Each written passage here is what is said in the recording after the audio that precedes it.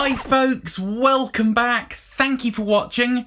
Please do hit subscribe if you haven't done so yet. It really does help when you do that.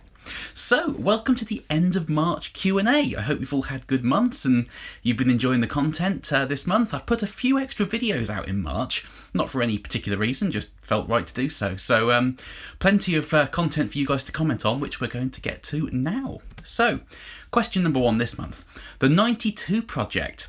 Joe, what are some of your favourite gear-related YouTube channels? And it might surprise you to hear that I watch a lot of gear demos on YouTube, obviously, but I don't religiously follow too many channels. Now, I've always watched That Pedal Show. I think those guys are great. I've watched them since the very early days. But aside from that, there's not too many channels that I follow really closely. I do dip in and out of the JHS show. I think they've got some really good content. I find Josh's goofy, awkward presenting style a bit jarring at times, and I think that's got a bit more jarring in recent months, but that's just my opinion. But aside from that, the one that comes to mind is Crimson Guitars. Now, it's not, pedals and gear as such, but check it out. It's really, really cool. There's a chap called Ben Crow who lives down south in England somewhere, and he essentially kind of builds crazy bespoke one-off guitars, and it's fascinating to watch. Just take a piece of wood with no template or anything, just get a pencil, sketch out a shape, cut it out, carve it, and it's just the most immaculate looking instrument you've ever seen. So it's kind of hypnotic watching that channel. But other than that, what's his name? Johan Sedgborn. I like his content a lot. He does some really cool, vintage guitars and amps and speakers and things like that. And I love his kind of vertical video presenting style with random footage on either side that sounds like it shouldn't work, but it really does. I like that a lot. But yeah, that's about it really. I will search for a demo of a certain pedal, but I'm not too fussed about whose video I watch, assuming it's good quality. So That Pedal Show is the main one, but a few others too. Dennis Flock, should I run my effectros fire bottle before or after my Analog Man Sunface? I have the Sunface big ass Russian transistors. I really want one of those. Also, I have a Morley wah. Where should I place that? I tried to have my TC Electronics tuner at the start. Yeah, I'm not sure if the TC tuner is true bypass or not. I'm assuming it is. If it isn't, you won't want that before your fuzz because that will screw with everything. In terms of wah, I would probably place that before the fuzz. It's one of those kind of, it's a trade-off either way. I would probably put the wah before the fuzz if I had to, or try and get a fuzz like the Citec Fuzzy that is kind of wah and buffer friendly. In terms of the fire bottle and the Sunface, I'd definitely put the Sunface first, because the Sunface into the fire bottle will sound amazing. The fire bottle into the Sunface will probably cause a massive impedance problem in the Sunface and make it really shrill and gainy. So I would put them that way round, Sunface into the fire bottle. Daniel Doran. Hi Joe Perkins, I love your videos but I hate your intro music. Please consider swapping it with a tune of your own composition. You're more than talented enough. Well, sorry to disappoint you Daniel, but I did write the intro music. It's not to everyone's taste. It's a kind of lo-fi sped up version of a song I did 6 years ago now with a fiddle player friend of mine called Jessica Diamond. If you don't like it, skip the first 20 seconds of the video. I won't be offended, but that's probably a solution that works for both parties. Ancient Martian Underground. Okie doke. By 122, I am wondering how your audience can learn from your video without owning your fancy gear. I hope you will show its ability on a PA. It's not designed to go into a PA, it's an overdrive pedal. It's not an amp simulator with IRs and things like that. It's literally an amp in a box overdrive, and the way that works is by interfacing with the front end of a guitar amplifier. It wants to see the preamp section of a guitar amp. It's not a DI box or an amp sim or anything like that. So when you plug your guitar directly into your interface and it sounds like a really bad banjo, with a amp in a box overdrive pedal going directly into a PA, it will sound like a fizzy bad banjo. So it wants to see the front end of an amp, and that doesn't necessarily have to be I don't remember what amp I used in that video comparing to run the overdrive into. Probably my Hughes and Kettner. It doesn't have to be a hand-wired 40-watt plexi. It can be a sort of much cheaper tube amp. It can be a valve state amp. It could be a transistor amp, a digital modelling amp. But the pedal wants to go into the front end of an amp because the preamp section, the power amp section, the output transformer, the speaker, all of that filters a sound. Speaker especially, a guitar loudspeaker rolls off high frequencies, which is what makes DI guitar sound really buzzy. So the whole thing's a system, and an overdrive pedal is designed to go into an amplifier, not replace your amplifier. That's amp modelling. That's a very, very different thing. So putting that pedal into a PA won't sound very good. Robert Turtle. As I understand, you can only measure resistance with the pot fully open. That lends the question, how do I figure out if a pot has linear or audio taper? Now, you're half right there. If you want to measure the absolute value of the pot, like it is a 526k pot, yes, you have to do that with it wide open. As you turn the pot down, it drops the resistance of the pot all the way down to 0. So that's how you look at the taper. If you want to measure the absolute value, have it wide open. But if you just plot it on the graph, use Microsoft Excel or something and have 10, measure the value. Have a knob with numbers on it, obviously. Turn it down to 8, measure the value, plot it on a graph. If it's a straight line, it's linear. If it's a curve, it's logarithmic/audio. But another kind of very quick and easy way to tell is have it wide open and turn it down just a little bit. If it's about 80% of the value, it's linear. If it's 40-30% of the value, it's logarithmic, because that's where most of the difference happens up top. So that's a quick way to tell. But yeah, you're half right in that. Daniel McGreevy. If I want to add a little more low end and control to my Jazzmaster, should I switch both pots to 500k or 250k?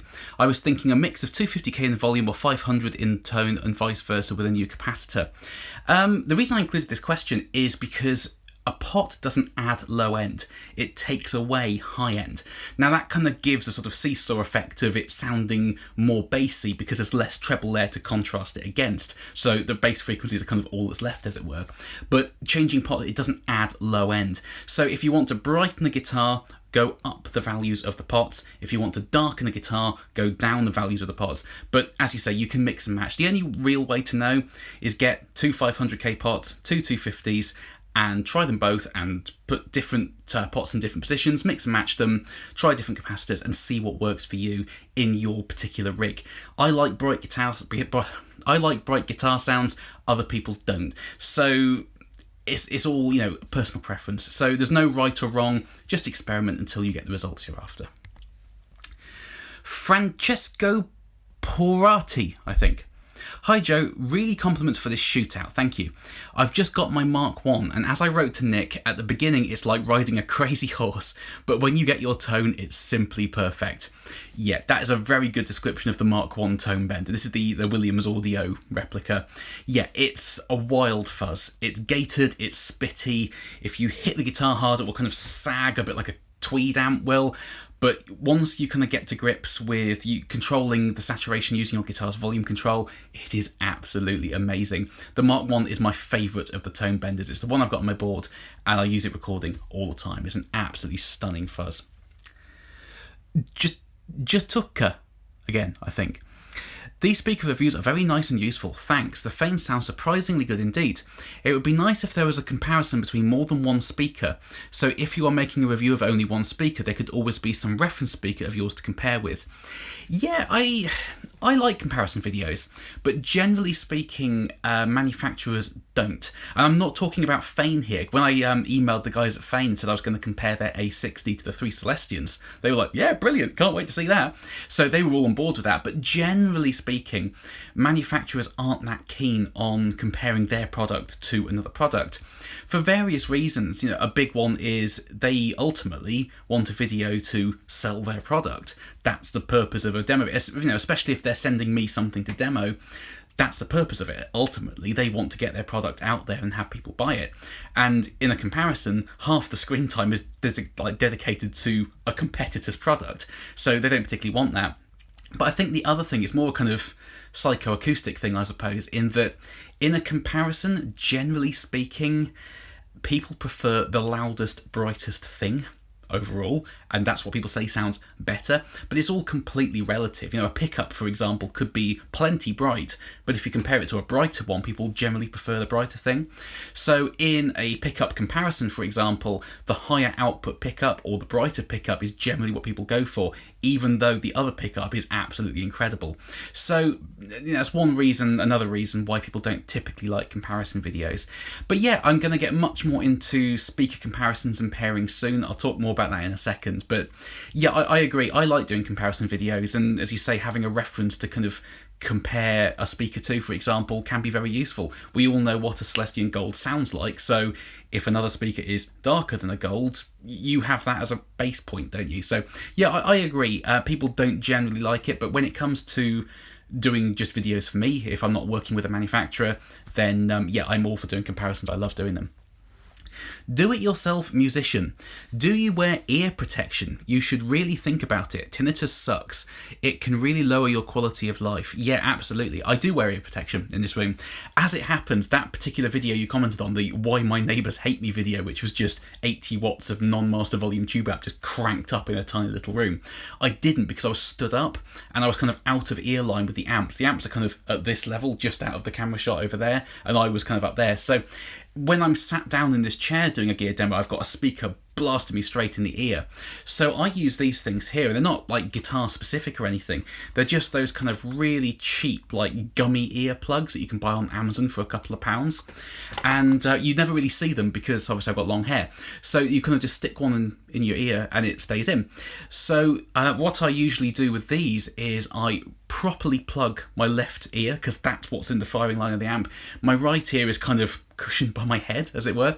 So I properly plug that one, and I put one in this ear too, but not so hard, because if you've ever tried playing with earplugs or in-ear monitors and things, it can be really difficult because it kind of blocks out all the bright frequencies, which is what you want, but you can still hear a lot of bass. So if you're trying to like EQ a pedal in real time to demo a pedal, and you EQ it so it sounds good, as soon as you take the earplugs out, it is like the most harsh, bright thing ever. So it's very hard to gauge that when you're trying to do things on the fly. So that's why I leave this ear open a little bit, because it's not as blasted as my left ear, but it also gives me a reference like, oh yeah, that's really bright, I'll turn that down. So it helps me hear things better. But I do wear ear protection, you just can't see it because it's buried underneath my hair. David Hovey. I'm kind of disappointed you didn't present a disgruntled neighbour. I have this rather elderly neighbour living across the hall, pushing 80th a day. One day in the laundry, she spontaneously told me with a smile she saw The Who in 1966. I about shit myself. Yeah, you can never tell with some people, can you? I used to work in a record shop in Oxfordshire. And one night, about 6 at night, just getting ready to close up, this old boy, must have been 80 odd as well, with a walking stick, kind of hobbles into the shop and goes over to the vinyl records. I was like, okay, fine. And he's like flicking through them. And he turns to me, I remember it really well. He was like, have you got the record I want? I'm like, well, it depends what record you want, sir, doesn't it? Fully expecting him to say, like, some classical record or, the Beatles or something. He's like, Lady Gaga, I fucking love her.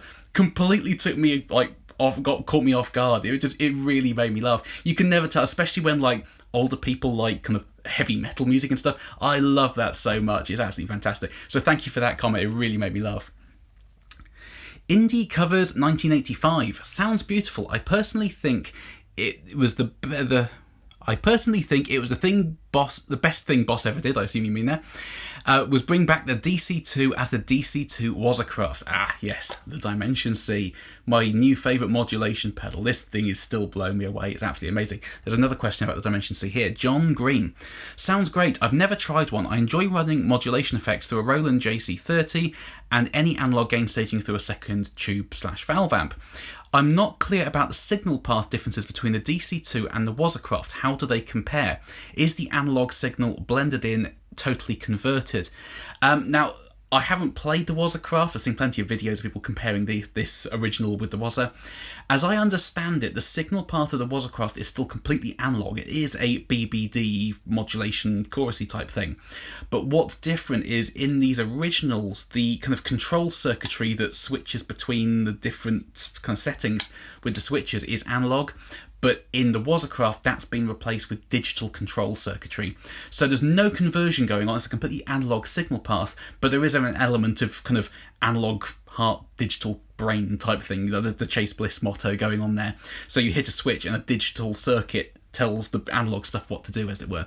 So I think that's the only real difference aside from more modern components. I think the new version is surface mount components, where of course the old one is through hole, which does make a difference, not so much in tone, but when it comes to repairing things, you can't really repair surface mount stuff very easily, at least, especially like yourself at home. But yeah, it's completely analog, the Wazacraft, just with a bit of digital control circuitry, I believe.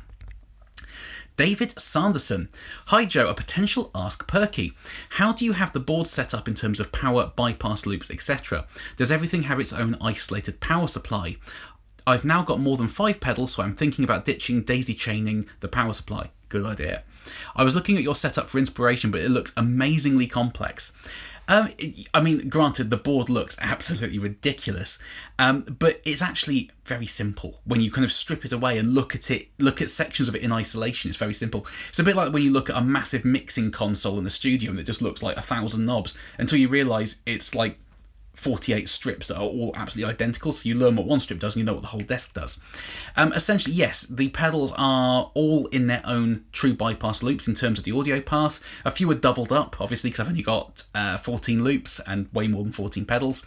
So in the fuzz loop, for example, there's 2 fuzzes and a Rangemaster pedal in one loop, and you just switch between them, and then that's what the loop controls. So yeah, all the pedals are kind of isolated from each other, and if you turn the loops off, you've got the buffer on the front end, which can be turned off as well, and then it just goes straight through the switches off to the amp, so it doesn't go near any of the pedals, so the signal is always super clean. In terms of power, yes, everything has good, filtered, high quality, isolated power. As soon as you start daisy chaining things, you start to get noise issues, you start to get pedals not working properly because they're not quite getting enough current, all that sort of stuff. So yes, if you're on a board of 3-4 pedals, especially analog pedals, digital are really bad for dumping noise into the power and other pedals further down the line, picking it up. That's a real nightmare. I used to have that with a TU2.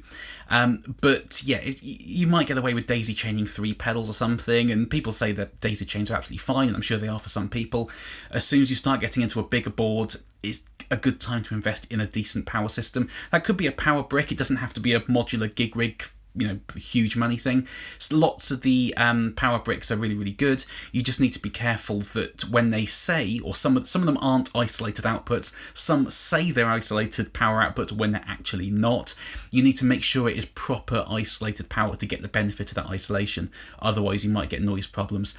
And, I'm sure you will have come across this if you have one of these pedals. Lots of like old fuzz pedals are center positive. So if you try and daisy chain that with a center negative pedal, you'll blow the power supply up. So a fuzz definitely has to have an isolated power battery, especially.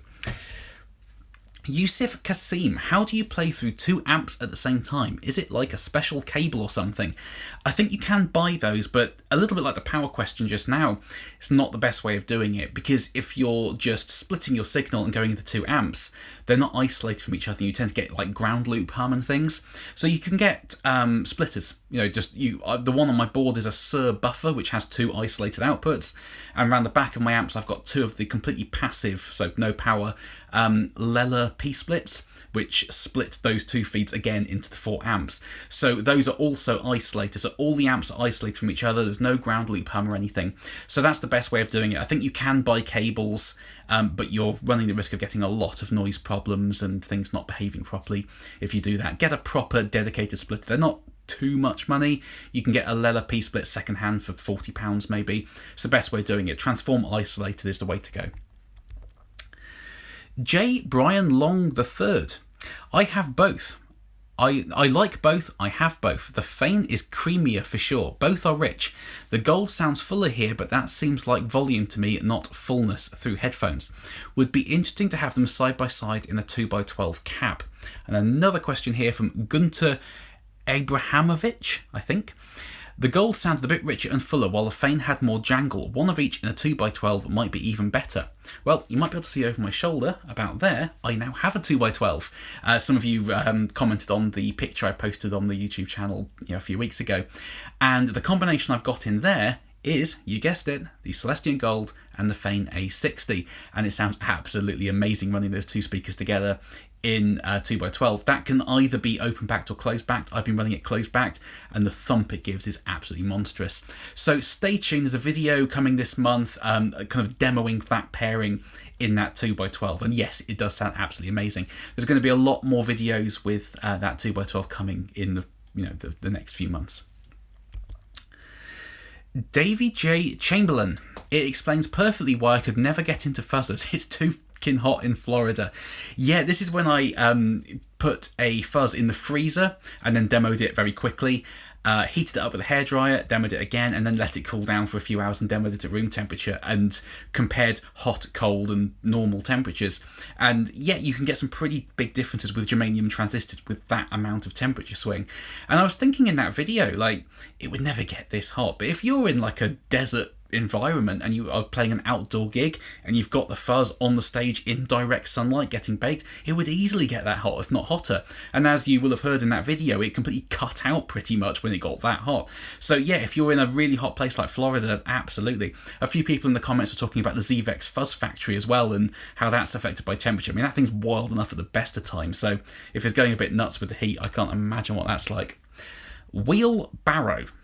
How do you live with yourself treating a pedal like that? Absolutely disgusting. It's a pedal, not a puppy. It got a bit cold, it got a bit hot, and as you will have heard with the room temperature footage, nothing got damaged, it's all absolutely fine. You're probably in the wrong channel if you're getting offended by things like that.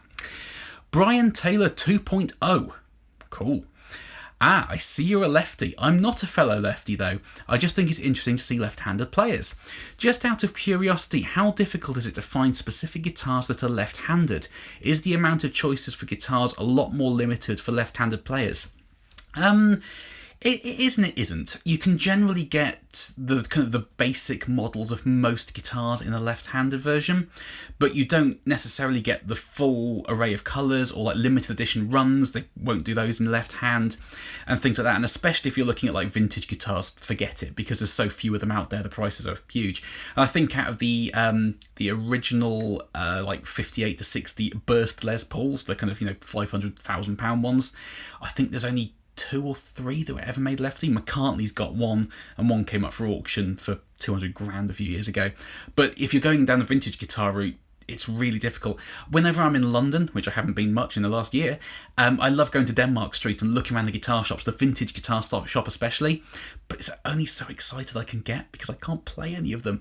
So if you're going shopping, if you're someone who wants to play a guitar before you buy it, by going to a guitar shop and trying it out, you will struggle as a lefty. But you can generally get hold of most things to an extent, buying online, and you might have to import it and you have to wait a couple of months or something, but it's not as bad as it used to be, for sure. You can definitely get most things in left hand, and if you can only get the basic specs of a guitar, get some nice electronics and put better stuff in. That's the way I do it. But it's a very interesting question.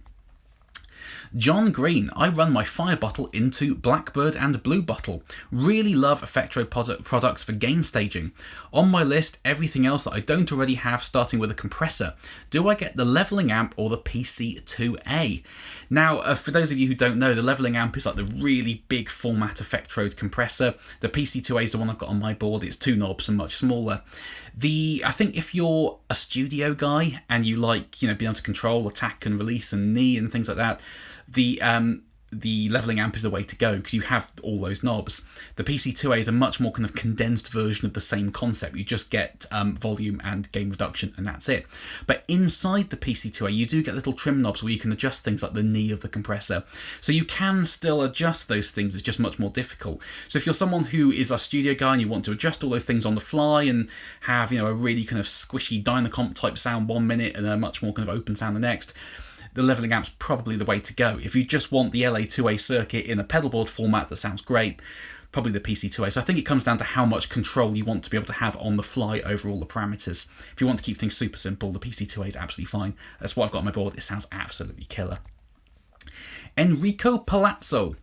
I have to retract my previous statement about tube pedals being a gimmick. They definitely have something special about them. I wonder if an end-of-chain tube saturator pedal exists. That would be cool. Yeah, definitely like just a tube boost pedal, something like the Effectros Fire Bottle, for example, or the Audio Kitchen Small Trees, I think it's called. Something like that, just a kind of tube gain stage, just a clean boost to have at the end of the board. That would be great. Yeah, I'm going to look much more into tube pedals over the summer because I've got a Kingsley Jester on the way. So I'm going to do a series comparing tube pedals to solid state pedals and just seeing, and not just overdrive pedals. I'll use like the Effectros Phaser-Matic and the PC28 tube compressor and the Mercury fuzz and compare that to a transistor fuzz pedal and things.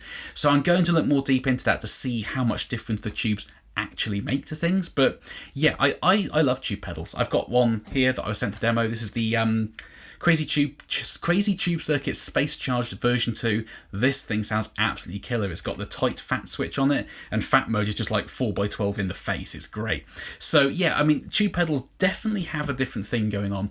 Hopefully that video will answer a few more questions, but there's definitely a kind of squishy compression under the fingers that I'm really loving at the moment. I'm hoping my 2022 pedal board might be a little bit more tube based. You heard it here first. Budget Woodcraft project. Why is it so hard for them to get the original electric Mistress sound? A few reasons really. A, it's quite a complicated circuit. B, the original Mistress used the SAD 1024 Bucket Brigade delay chip, which you just can't get anymore. You might find one on eBay, but for any sort of production run, you just cannot get them whatsoever. But as the Retrosonic shows, you can use other BBDs and get very, very, very close to the sound. But I think the other reason is it's a very difficult circuit to market in the modern world, because the Mistress circuit is a very bright, sort of crystalline flanger sound, but it's inherently a very noisy circuit. So builders tend to go one of two ways. They either try and fix the noise by filtering the top end off, at which point electric Mistress fans say it sounds dark and nothing like a Mistress, or they leave that high end in and it has that lovely top end of the Mistress, but then people complain saying it's noisy, because it has to be to have that high end. So it's quite a difficult thing to market. You can't please everybody. And whilst you might please a few die-hard Mistress fans, if you put a flanger out nowadays that's really noisy in the top end and maybe has a volume drop like the original, for example, people aren't really going to get it unless you're trying to copy that vintage sound. If people are just shopping for a flanger, it's not going to work in the modern climate. So it's quite a specific thing, even though it's a pedal everybody knows and loves. To charge, £200 or whatever it is for pedals like that, you have to be sure you love the Mistress sound, warts and all, to spend that money on a noisy pedal. But it has to be noisy to get the sound. That's pretty much why, I think. Reckless Toboggan. Okie doke. I've been wanting to try this on a very bright Powell Ferro board, standing by for your test results. Now, this is the Monty's Guitars Monte Presso tinted instrument wax, which is essentially like their instrument food, kind of like beeswax fretboard finisher, but it's got a kind of tint to it, so it darkens fretboards. Now, I'm not going to make a standalone video of me putting wax on a fretboard. It seems a bit of a waste of time, but I'll show you the results here. So I first put it on my 330, which has a very kind of tight grained, very polished fretboard, and it definitely looked a bit shinier and like it had been waxed and buffed afterwards, but it didn't really change the colour at all. But then I put it on my Heritage 535, which has a much more kind of open grain on the board, and I stupidly put the strings back on before taking the photo of the fretboard, but as you can hopefully see now, it's definitely a richer kind of chocolatey brown colour compared to what it was before. So it seems to give fairly subtle results. I mean, Matt says you can use it multiple times and kind of layer it up and for darker results. But yeah, it's cool. You get a lot of the stuff for the money. That's done about 4 or 5 guitars now, and I've only just scratched the surface of it. But yeah, it's something, if you have a very light board, especially one that's open grained and not super polished, could be fun to play around with, absolutely. Fret Level Midnight. Man, that Batwing SG is life goals. That guitar is incredible. It just goes to show, though, that you have to have the right pickups for the right guitar, because I bought that guitar secondhand a few years ago, and I had some gold foil pickups in there, and it sounded cool, but I'd never really played it that much. And then I put the OX4 low wind Alnico 4 paths in, and it's become one of my #1 guitars, especially with demo videos. It just sounds amazing. in any situation, and it's generally nowadays my go-to for demoing fuzz pedals in a way that I would have gone to a Strat years ago because it works amazingly well. The SG works so well with fuzz pedals, so that was on the Crazy Tube Constellation fuzz. I used that guitar. It just sounds absolutely monstrous. So yeah, it's a wonderful guitar. It's nothing too special. It's just a standard run-of-the-mill SG standard with, you know, some nice electronics and Faber hardware in it. But it's not like a, you know, $5 custom shop SG or anything. It's a fairly standard Gibson guitar, but it just everything about it is just perfect now. It's dialed in. It's sounding great. I absolutely love it. The Mog. I wish Analog Man had a shop in the UK. We all do. I feel you on that one. I would be a lot poorer, but import duty and international shipping and handling charges and non-sterling transaction fees, it's all a bit of a killer for buying overseas. So, and buying from Europe nowadays, thanks to Brexit, it's, you know, I'm kind of limited to the UK unless I want to pay lots of fees on top of things at the moment, which is a bit of a pain, but that's how it is. There's another question about Analog Man here. Todd Zeno, this is about the King of Tone. Got on the list in October 2020. 3.5 years wait currently. That's hard, isn't it? Man, I got on the list back in, I don't know, 2016. And I think it was 2 years for me then. And that felt like an eternity. So it's nearly double that now. Man, that's getting absolutely crazy. And the last question of the month, not a question but a comment, that this one really made me laugh. Steve Turner, not a bad sound anywhere on this pedal. I can see that my wife and I will be having yet another argument. Yep, I've been there, for sure. It's something that we all face, don't we? But thanks for that, Steve. Really made me laugh, that comment. So there we are, folks. Thank you ever so much for all your questions. I love doing these end of month Q&A videos. What have we got coming up in April? Wow, we've got the Space Charged coming up. That's a really cool pedal. Check that one out. Got 4 guitars with different paths in, comparing them.